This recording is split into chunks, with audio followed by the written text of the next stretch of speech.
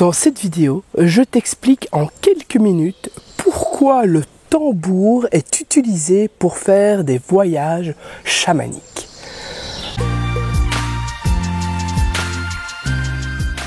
Bonjour, c'est Fanny et bienvenue dans cette nouvelle Infozen.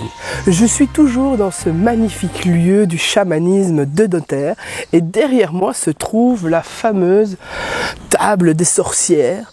Donc ça, c'est un truc de fou qui a caché dans une toute petite forêt, même pas forêt, je dirais bois. Dans la vidéo précédente, je t'ai expliqué pourquoi le chamanisme était ma religion. Aujourd'hui, je t'explique pourquoi les chamans utilisent un tambour pour faire des voyages dits chamaniques. Allez, c'est parti! Dans les vidéos suivantes, pour continuer ma série sur le chamanisme, dans ce lieu ici magique, je te parlerai des voyages chamaniques plus précisément, et aussi, dans une autre vidéo, des 3 mondes chamaniques, le monde d'en haut, le monde d'en bas et le monde du milieu. Et enfin, dans la 5e vidéo que je te proposerai dans ce lieu, ça sera de faire un voyage chamanique au son de mon beau tambour que tu as vu ici dans l'introduction. On ira dans le monde d'en bas pour connaître un de tes animaux totems. Alors, si le sujet t'intéresse, abonne-toi pour ne pas manquer la suite. Hey! Mais tout de suite, voyons pourquoi on utilise le tambour pour voyager dans les différents mondes. Depuis les temps les plus reculés, les peuples autochtones du monde entier ont été attirés par les sons de percussion, que ce soit en tapant sur une bûche creuse, en cognant 2 bâtons l'un contre l'autre ou en inventant un instrument à partir d'une peau d'animal. Le battement de tambour a été utilisé pour de multiples raisons, pour stimuler les guerriers, par exemple, à faire des exploits au combat, comme pour accompagner les guérisons, des danses, ou se connecter au grand esprit. On estime que le tambour a été utilisé pour toutes sortes de formes de guérison depuis plus de 20 000 ans. Bien que l'on associe fréquemment les tambours en peau d'animaux aux Amérindiens, les chamans de Sibérie, de Chine du Nord, les Inuits et bien d'autres peuples autochtones encore se sont servis depuis l'aube de l'humanité du battement de tambour pour se relier aux esprits. Le tambour a aussi toute sa place au sein de nombreuses communautés africaines.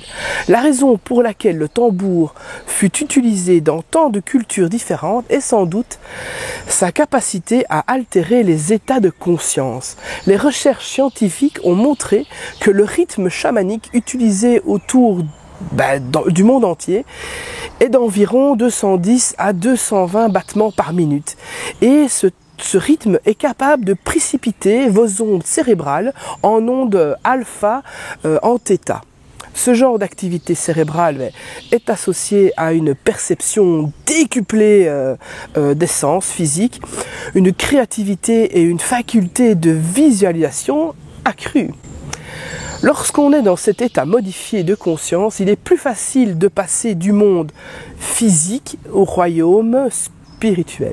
Du fait que le tambour a le pouvoir de nous relier au divin et que pour tant de cultures son battement représente le rythme cardiaque de la terre, les tambours sont révérés et traités avec un grand respect. Je dirais même que le tambour chamanique est le passeur qui guide vers les mondes non ordinaires. Il est le métronome qui rythme le voyage chamanique. Et il est ce qu'on appelle un objet de pouvoir, car au fil du temps et de la pratique, son esprit devient de plus en plus puissant et efficace. Il est un compagnon sacré. Il est unique et a son propre esprit.